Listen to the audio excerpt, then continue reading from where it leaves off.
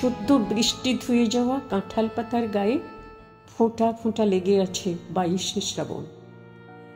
জানালার বাইরে ইলেকট্রিক তারে বিন্দু বিন্দু জল টলটল করছে, আর 4-5টা চুপচুপে চড়াই সেই ফোঁটাগুলির মাঝে বসে নিজেদের মুখ দেখছে বৃষ্টির আয়নায়।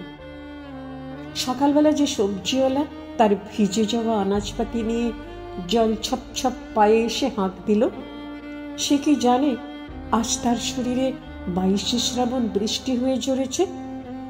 22শে শ্রাবণ তো আর 5টা শ্রাবণ দিনের মতো হতে চেয়েও হতে পারেনি। সে কেমন হয়ে রইল ঝরে পড়ার দিন।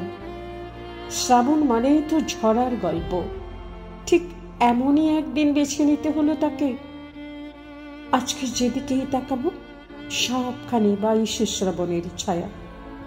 ওই যে জানালার নিচে গুলঞ্চ ফুলের গায়ে, কিংবা বিশাল পাইন গাছের গা জড়িয়ে যে চামেলি উঠেছে, তার আধফোঁটা সাদা ফুলে একটা ঝোড়ো দিন এলো মেলো দোল খেয়ে যায়।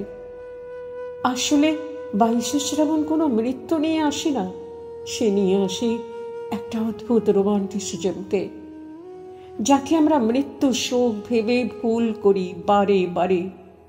যিনি প্রেমিক তিনি শুধু জীবনের সঙ্গে নয়, মৃত্যুর সঙ্গেও চরমতম প্রেম করেছেন।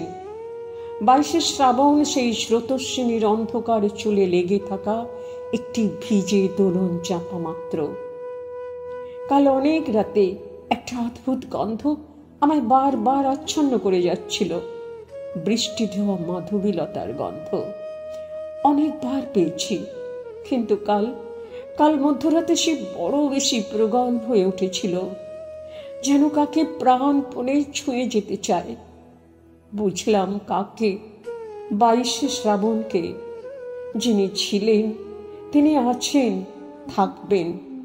প্রতি শ্রাবণ একটি প্রেমের দিন বয়ে আনবে তার 22 তারিখে, যেদিন মেঘ পাবে মৃত্যুর শ্যাম অঙ্গ, যেদিন প্রকৃতির সমস্ত বনজ গন্ধ ব্যাকুল হয়ে উঠবে, আকাশ হবে নদীর মতো ঢেউ তোলা, আর তোমার আমাদের সমস্ত দেহে মনে বিন্দু বিন্দু হীরের কুচির মতো ঝিকমিক করবে একটি দিন, 22শে শ্রাবণ, যার নাম